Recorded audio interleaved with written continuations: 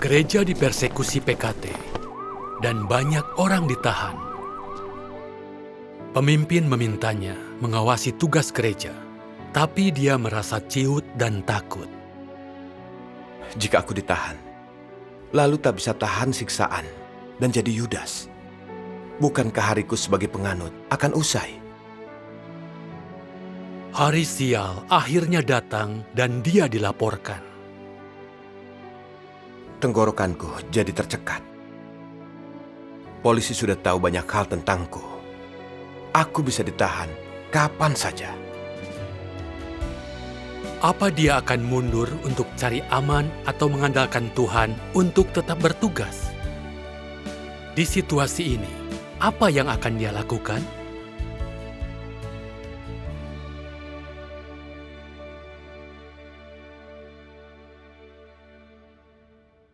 Musim dingin lalu, pemimpin bercerita. Pemimpin dan pekerja di gereja tetangga ditahan polisi. Ada pekerjaan lanjutan mereka yang harus ditangani, dan mereka tak punya dukungan. Merasa takut dan lemah, juga tak bisa aktif. Dia bertanya, apa aku bersedia membantunya? Mendengar itu, aku merasa bimbang. Sebagian orang dari mereka ditahan. Jika ku ambil alih tugas mereka, apa yang terjadi jika aku ditahan? Karena aku sudah tua, bisakah tubuhku menahan siksaan naga merah yang sangat besar? Jika tak bisa menahannya, aku akan mengkhianati Tuhan, dan imanku akan jadi sia-sia. Aku berpikir, karena keadaan ini merugikan, seseorang harus ambil alih pekerjaan gereja di momen genting ini. Jadi kusetujui dengan enggan. Saat ku di gereja, Sincing mengabariku. Beberapa pemimpin dan pekerja dari gereja ditahan. Sincing hanya bisa hubungi beberapa rekan di gereja. Lainnya tak ada kabar, tak bisa kumpul. Mendengar itu, aku berpikir, naga merah yang sangat besar mengawasi kami. Jika kudukung saudara-saudari ini, tetangga mungkin akan tahu dan melaporkanku. Selain itu, banyak dari mereka ditahan. Jika ada yang tak tahan siksaan dan melaporkan rekan lain, polisi akan mengawasi mereka. Aku akan masuk perangkap jika menemui mereka. Jika aku ditangkap, tak tahan siksaan, dan jadi Yudas, bukankah hariku sebagai penganut akan usai? Pasti tak akan dapat penyelamatan. Makin kupikir, makin aku takut. Situasinya tampak sangat berbahaya. Seperti jalan di ledang ranjau, salah langkah, habislah aku. Saat itu, aku sangat menyesal karena setuju untuk membantu. Dan akibatnya, aku tak bersemangat. Aku berpikir, Sincing anggota gereja, dia lebih familiar dengan situasi yang ada di sini. Akan lebih baik dia yang berkunjung. Aku baru belum bisa maksimal. Aku bisa minta Sincing kunjungi mereka, jadi tak perlu bahayakan diri. Aku pikir pemahaman Sincing tentang prinsip masih kurang. Jika begini, bisakah dia menindaklanjuti kerja? Apa dia mampu selesaikan masalah? Namun jika aku yang pergi, bukankah aku mengorbankan diri? Setelah berpikir, kuputuskan menugaskan Sincing ke gereja. Namun setelah beberapa hari, belum ada kemajuan. Melihat hal itu, aku tahu aku harus ikut membantu. Jika tidak, masalah mereka tak selesai. Jalan masuk kehidupannya rusak. Benar. Namun, karena situasi berbahaya, aku bisa ditahan kapan saja jika menghubungi mereka. Aku tak berani bekerja sendiri. Akibatnya, selang 1 bulan, pekerjaan gereja belum ada kemajuan. Sincing jadi makin negatif. Saat pemimpin ditahan, pekerjaan harus segera dikerjakan. Sincing tak bisa kerja sendirian. Benar. Iya, aku sudah tahu. Tapi aku hidup dalam ketakutan. Tak berani bekerja sama dengannya. Lalu, lututku terasa sakit. Keesokannya, lututku bengkak. Biru, lebam. Terasa sangat sakit. Lalu aku sadar, mungkin ini hukuman Tuhan. Jadi aku berdoa untuk memahami kehendak Tuhan. Setelah berdoa, aku membaca firman Tuhan.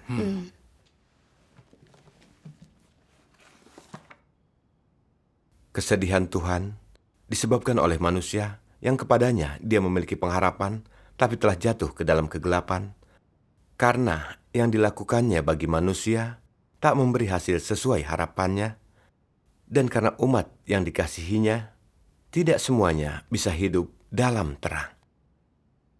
Tuhan sedih pada umat yang tak berdosa, kepada orang yang jujur tetapi bebal, dan pada orang baik tapi tak punya pandangannya sendiri. Kesedihannya adalah lambang kebaikannya dan belas kasihannya, lambang keindahan dan kebaikan. Amin. Amin. Saat aku membaca firman-Nya, kesedihan Tuhan disebabkan oleh manusia yang kepadanya dia memiliki pengharapan tapi telah jatuh ke dalam kegelapan. Aku merasa bersalah. Karena di penjara, sebagian orang tak bisa ke gereja. Mereka menjadi depresi dan hidup mereka pun rusak. Melihat itu, Tuhan merasa cemas. Berharap seseorang mengindahkan kehendak-Nya, membantu saudara-saudari agar bisa jalani kehidupan gereja normal. Namun, aku dengan begitu egois limpahkan itu kepada Sincing, lalu menjalani hidup dengan tercela. Aku sadar mereka tak bisa hidup normal dan kehidupan mereka telah rusak, tapi aku diam saja. Di mana rasa kemanusiaanku? Aku sangat egois. Kuingat, di situasi wajar dan tak berbahaya, aku adalah orang yang mencintai Tuhan dan mampu mengorbankan diri. Aku bahkan sering bersekutu tentang memuaskan Tuhan. Namun di situasi ini, aku cuma pikirkan keselamatanku, tidak memikirkan Tuhan atau dampak buruk yang dialami saudara-saudari. Ternyata aku hanya pandai berteori, mengelabui Tuhan dan manusia. Itu membuat Tuhan jijik.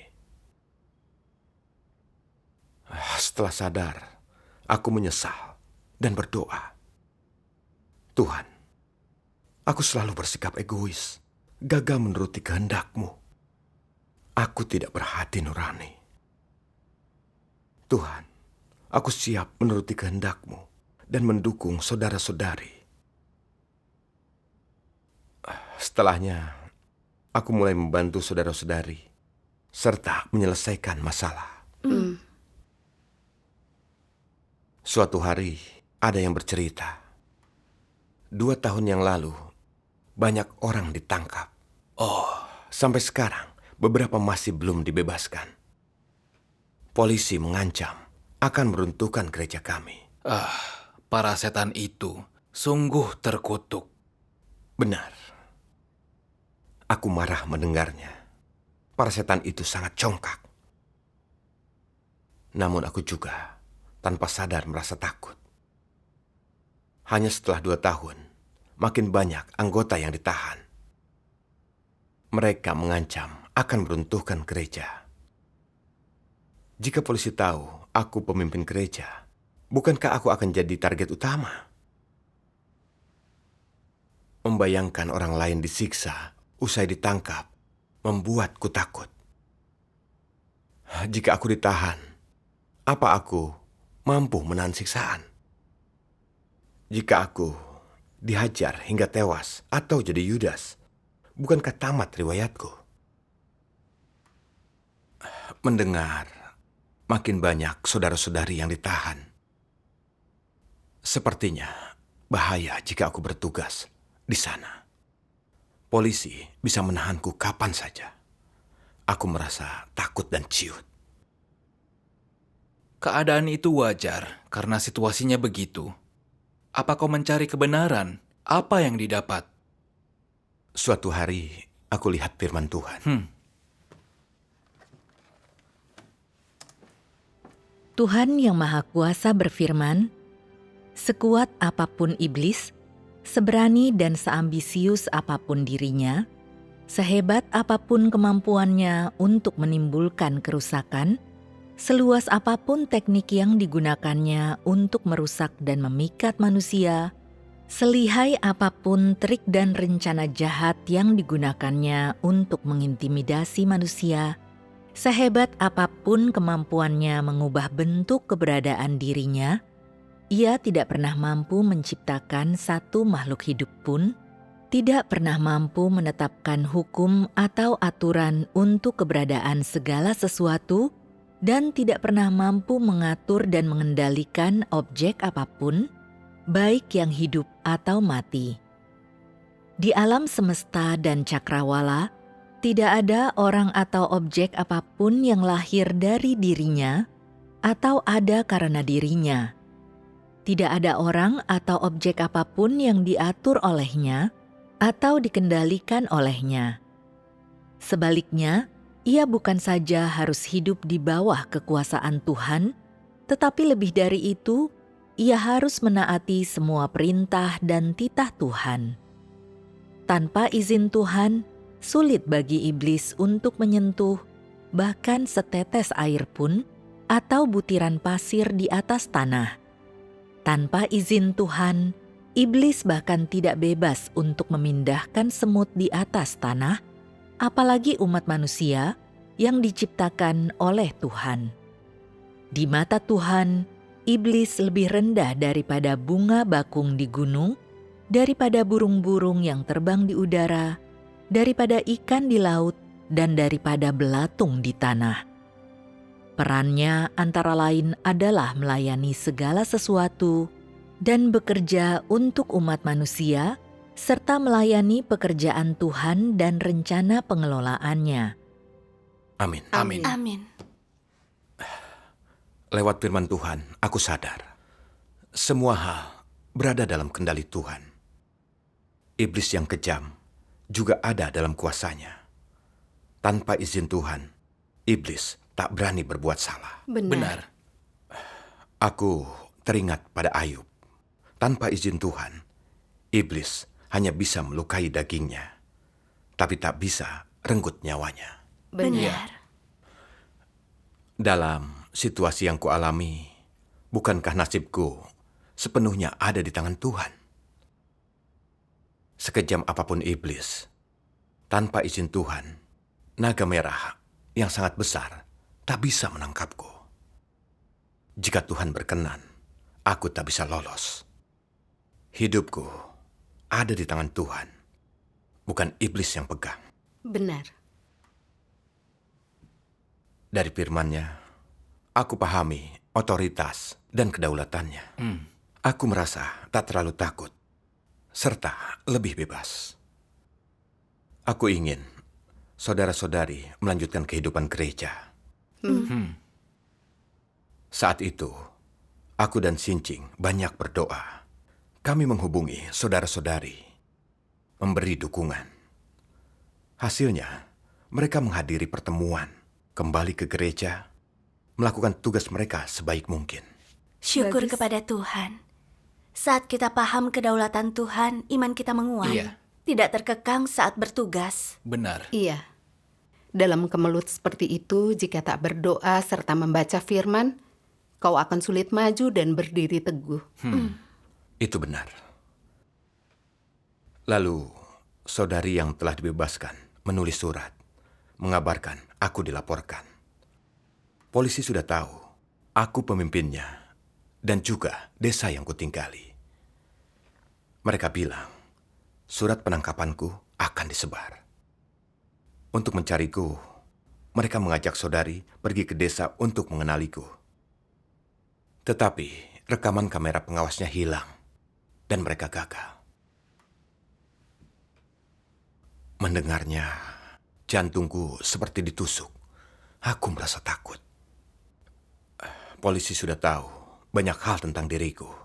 Mereka bisa menahanku kapan saja. Jika aku ditahan, aku pasti disiksa berat.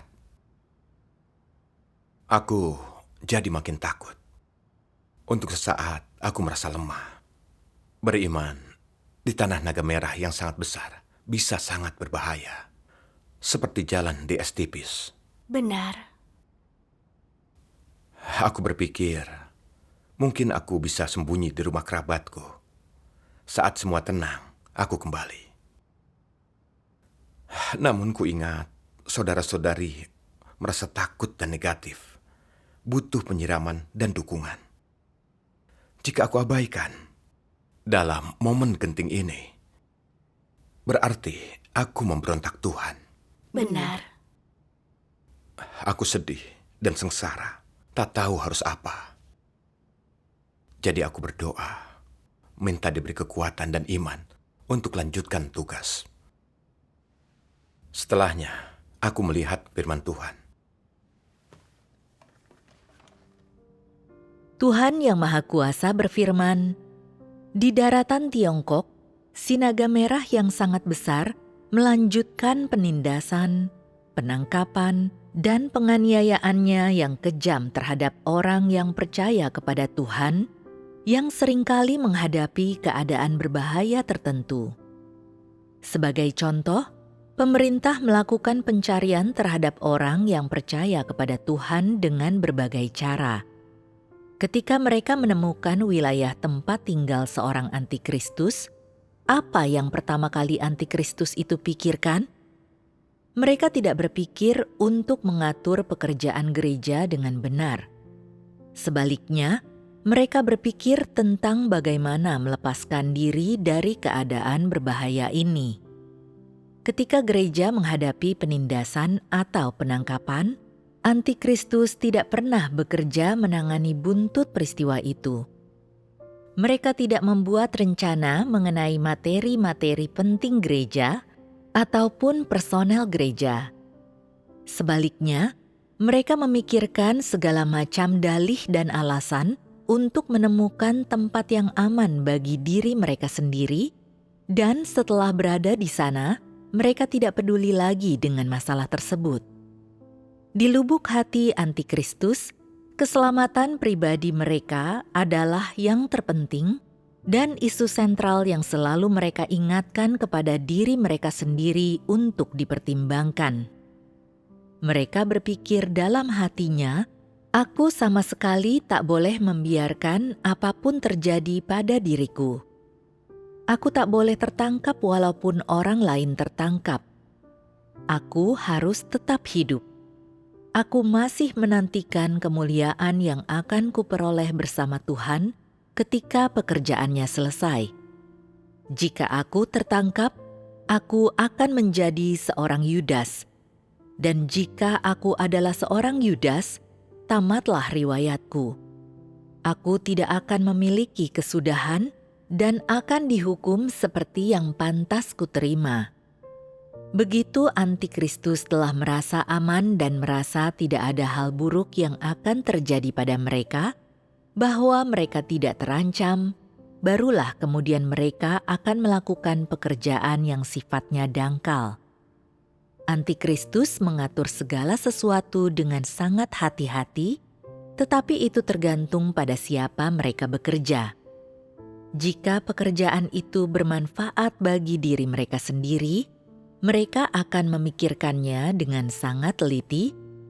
Tetapi jika itu berkenaan dengan pekerjaan gereja atau apapun yang berkaitan dengan tugas antikristus, mereka akan memperlihatkan keegoisan dan kekejian mereka, sikap mereka yang tidak bertanggung jawab, dan mereka sama sekali tidak memiliki hati nurani atau nalar.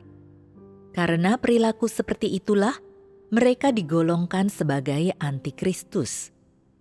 Amin. Amin. Tuhan bilang antikristus sangat egois dan kejam.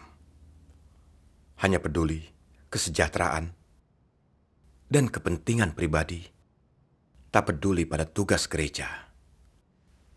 Di saat tenang, berpura-pura mencintai tugas, tapi saat ada bahaya yang mengganggu keselamatan mereka, mereka langsung mengabaikan tugas.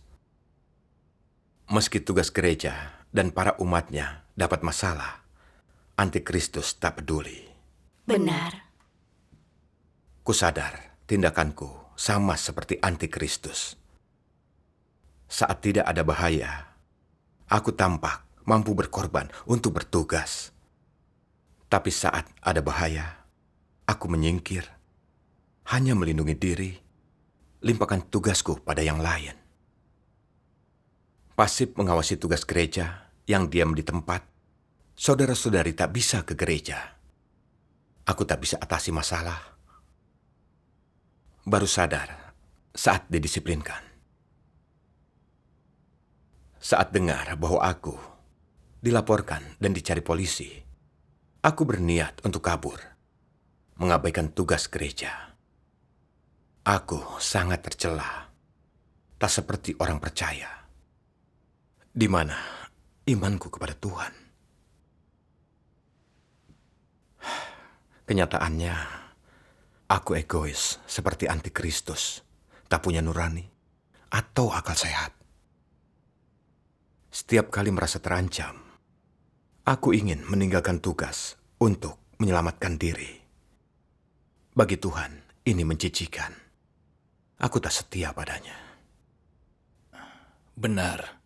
Saat situasi normal, semua orang berpikir bisa setia pada Tuhan. Saat dalam kesulitan, barulah kita tahu lemahnya iman kita. Benar. Setelah menyadari itu, aku merasa bersalah. Aku melihat kutipan firman Tuhan. Tuhan yang Maha Kuasa berfirman, mungkin engkau semua ingat kata-kata ini. Sebab penderitaan ringan kami yang hanya sementara mengerjakan bagi kami kemuliaan yang lebih besar dan kekal.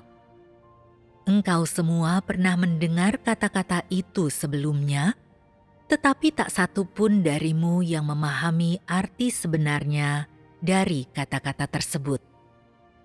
Hari ini, engkau sadar sepenuhnya akan makna penting sejatinya.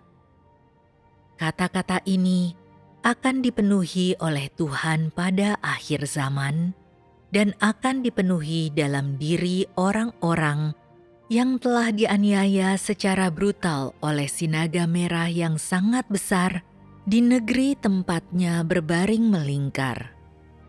Sinaga merah yang sangat besar itu menganiaya Tuhan, dan ia adalah musuh Tuhan. Dan karenanya, di negeri ini, mereka yang percaya kepada Tuhan dipaksa menanggung penghinaan dan penindasan, dan sebagai hasilnya, perkataan-perkataan ini terpenuhi dalam diri engkau semua, sekelompok orang ini. Karena dimulai di sebuah negeri yang melawan Tuhan, semua pekerjaan Tuhan menghadapi rintangan-rintangan yang luar biasa dan memenuhi sekian banyak firman-Nya membutuhkan waktu. Akibatnya, orang-orang dimurnikan sebagai hasil dari firman Tuhan yang juga adalah bagian dari penderitaan. Teramat sulit bagi Tuhan untuk menjalankan pekerjaannya di negeri sinaga merah yang sangat besar. Tetapi lewat kesulitan inilah Tuhan mengerjakan satu tahap pekerjaannya, membuat hikmat-Nya dan perbuatan-perbuatannya yang menakjubkan menjadi nyata, dan menggunakan kesempatan ini untuk menyempurnakan kelompok orang ini. Melalui penderitaan manusialah, melalui kualitas mereka, dan melalui semua watak iblis orang-orang di negeri yang najis inilah, Tuhan mengerjakan pekerjaan penyucian dan penaklukannya, agar dari ini Dia bisa memperoleh kemuliaan dan agar Dia bisa mendapatkan mereka yang akan menjadi saksi perbuatan-perbuatannya. Seperti itulah seluruh makna penting semua pengorbanan yang telah Tuhan lakukan bagi kelompok orang ini. Amin. Amin. Dari firman Tuhan, aku paham maksudnya. Tuhan telah menetapkan kita, orang percaya, untuk hidup di bawah kuasa PKT, dipersekusi, dan hadapi kesulitan. Tuhan menjadikan persekusi naga merah yang sangat besar untuk sempurnakan iman kita. Benar. Amin. Namun saat bahaya datang, aku tak mencari Tuhan. Justru merasa takut, cari selamat sendiri. Bahkan tak mau bertugas. Ternyata imanku sangat lemah. Bukannya jadi saksi Tuhan, malah jadi tertawaan iblis.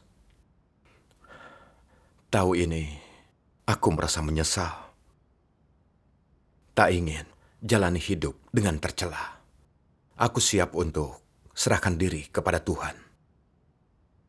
Aku siap izinkan Tuhan membuatku hidup maupun mati. Jika aku ditahan, itu atas izin Tuhan. Meski harus mati, aku akan jadi saksi. Jika aku tak ditahan, itu berkat perlindungan Tuhan.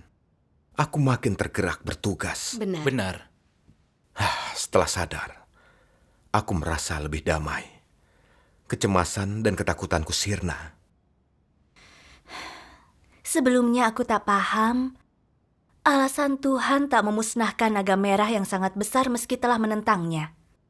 Sebenarnya Tuhan menggunakan persekusi ini untuk sempurnakan iman dan kasih kita. Benar. Tuhan Maha Bijak. Amin. Iya. Jika tak dipersekusi PKT, maka kita tak akan lihat sisi jahat mereka. Tak akan menyingkirkan mereka dalam hati dan teguh dalam iman kita. Benar. Setelahnya, aku merenung. Kenapa hanya kupikirkan urusanku saat dihadapkan bahaya? Bukannya mengindahkan kehendak Tuhan. Lalu, kutemukan firman Tuhan. Boleh kubaca? Tentu. Yang ini.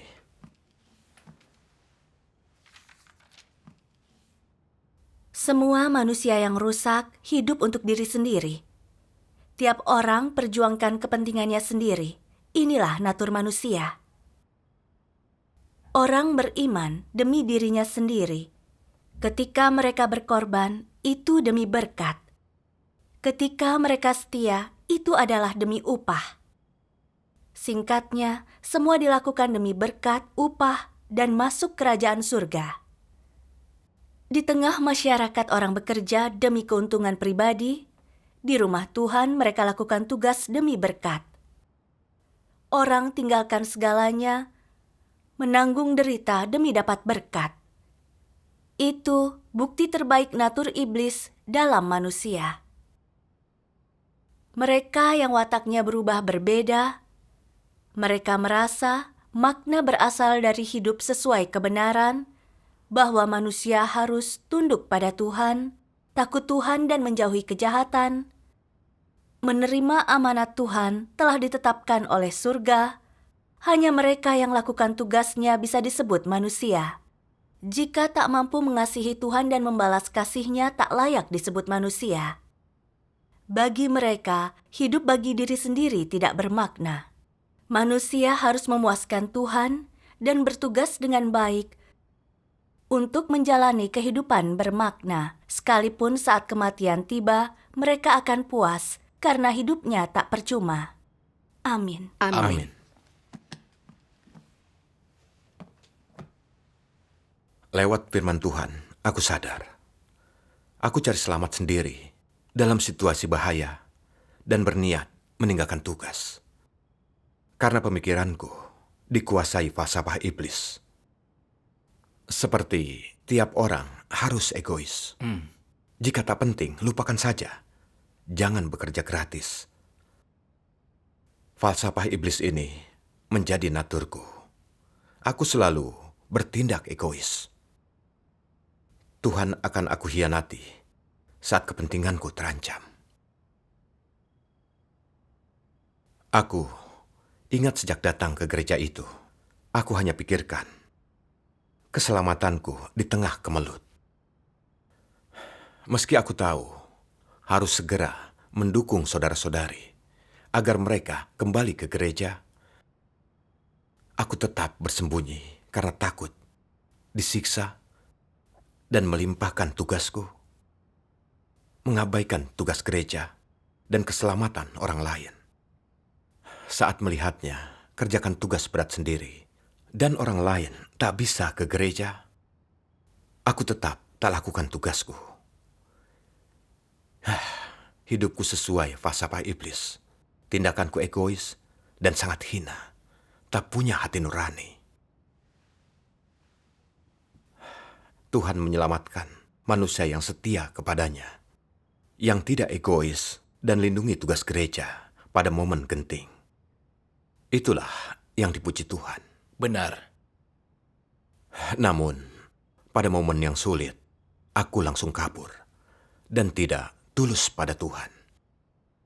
Melihat sikapku yang egois, meski aku hindari polisi dan hidup tercela, kenapa Tuhan selamatkanku?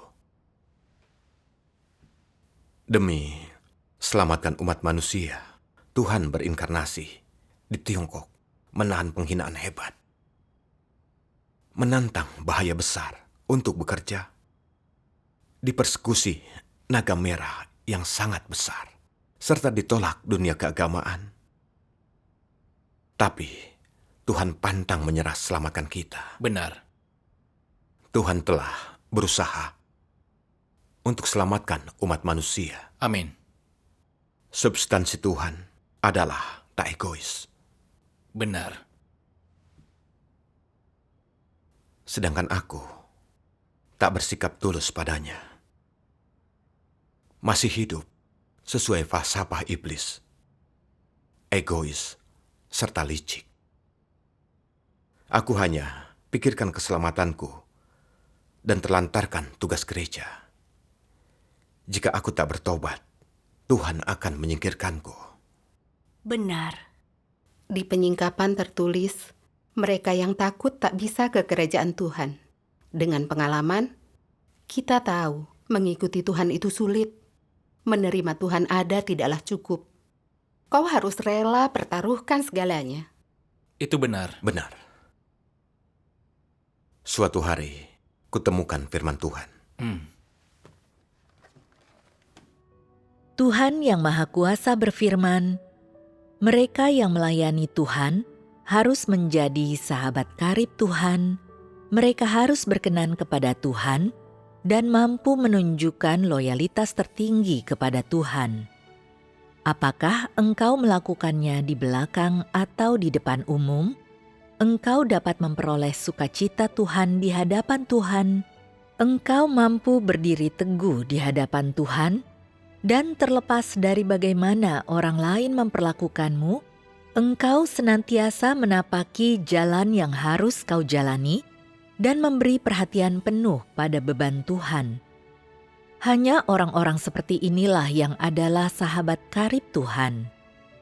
Sahabat karib Tuhan mampu melayaninya secara langsung karena mereka telah diberikan amanat agung Tuhan dan beban Tuhan. Mereka mampu menjadikan hati Tuhan menjadi hati mereka dan menjadikan beban Tuhan sebagai beban mereka sendiri, dan mereka tidak memikirkan prospek masa depan mereka. Meskipun mereka tidak akan mendapatkan apapun, mereka akan selalu percaya kepada Tuhan dengan hati yang mengasihi Dia. Karena itu, orang semacam ini adalah sahabat karib Tuhan. sahabat karib Tuhan adalah orang kepercayaannya juga. Hanya orang kepercayaan Tuhan yang bisa ikut merasakan keresahannya dan pemikirannya, dan meskipun daging mereka sakit dan lemah, mereka mampu menanggung rasa sakit dan meninggalkan apa yang mereka cintai demi memuaskan Tuhan. Tuhan memberi beban lebih banyak kepada orang-orang semacam itu, dan apa yang ingin Tuhan lakukan dipersaksikan dalam kesaksian orang-orang semacam itu.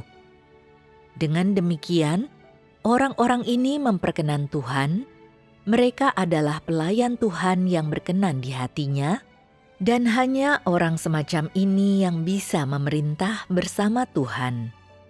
Saat engkau telah benar-benar menjadi sahabat karib Tuhan, adalah saat engkau benar-benar akan memerintah bersama dengan Tuhan. Amin. Amin. Lewat firman Tuhan, aku sadar Tuhan mengasihi umat yang menuruti kehendak-Nya. Apapun situasi dan penderitaan mereka, meski jalannya berat, mereka menahan siksaan demi Tuhan, tak memikirkan urusan sendiri. Hanya merekalah yang akhirnya didapatkan oleh Tuhan. Benar.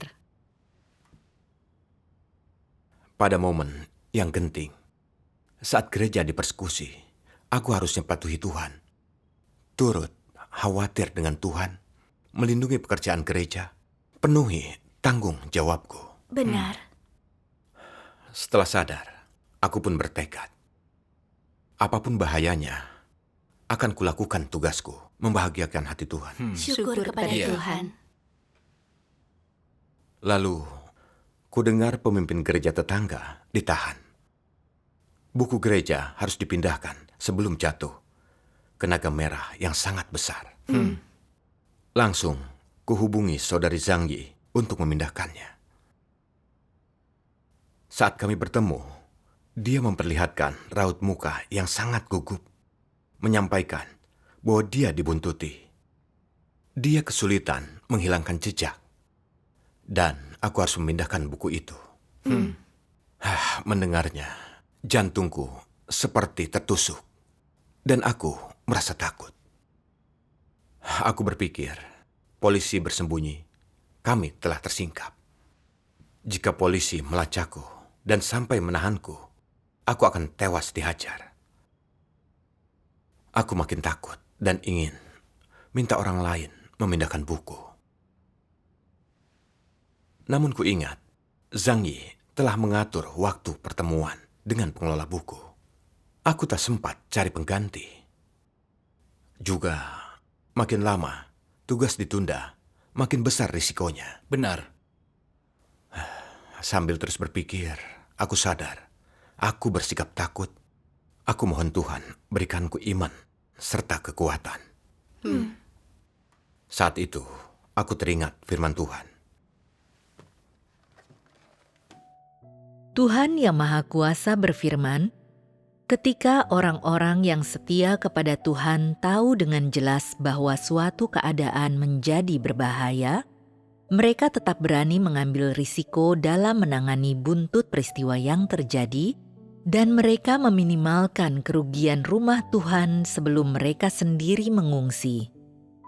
Mereka tidak mengutamakan keselamatan diri mereka sendiri. Katakan kepadaku, di negeri Sinaga Merah yang sangat besar yang jahat ini, siapa yang bisa memastikan bahwa orang yang percaya kepada Tuhan dan melaksanakan tugasnya sama sekali tidak akan menghadapi bahaya? Tugas apapun yang orang laksanakan, itu selalu mengandung risiko. Tetapi pelaksanaan tugas diamanatkan oleh Tuhan, dan sementara mengikuti Tuhan, orang harus mengambil risiko dalam melaksanakan tugasnya. Orang harus berhikmat dan perlu mengambil tindakan untuk memastikan keselamatan dirinya, tetapi orang tidak boleh mengutamakan keselamatan pribadinya. Mereka harus memikirkan kehendak Tuhan, mengutamakan pekerjaan rumahnya, dan mengutamakan pengabaran Injil. Melaksanakan apa yang Tuhan amanatkan kepadamu adalah yang terpenting dan itu harus diutamakan. Amin. Amin. Benar. Mereka yang setia kepada Tuhan menuruti kehendak-Nya. Separah apapun kemelutnya, mereka pertaruhkan semua untuk selesaikan pekerjaan, tuntas sampai akhir. Kuingat, selama beriman, aku menikmati penyiraman firman Tuhan. Jadi, ini saatnya aku bertugas. Tak bisa hianati nurani, sementara kepentingan gereja terusik. Apapun risikonya, harus kucari jalan memindahkan buku-buku itu. Jangan jatuh ke naga merah yang sangat besar. Benar. Aku teringat firman Tuhan Yesus. Siapapun yang selamatkan hidupnya akan kehilangan nyawa. Tapi yang mati demi aku, hidupnya terselamatkan. Amin. Amin. Benar. Meski aku ditahan dan dihajar saat aku bertugas, itu akan bermakna dan dipuji Tuhan. Saat Petrus berkorban dan disalib terbalik tanpa pedulikan nyawanya, itu menjadi kesaksian kuat. Aku harus meniru Petrus, setia kepada Tuhan di semua situasi, bertugas dengan baik demi Tuhan. Syukur Amin. kepada Tuhan. Syukur kepada Tuhan. Aku bekerja sama dengan orang lain dan memakai akal kami untuk menghindari polisi. Dengan perlindungan Tuhan, kami sukses pindahkan semua buku itu. Itu bagus. Syukur Syukur kepada Syukur Tuhan. kepada Tuhan. Pengalaman yang bagus.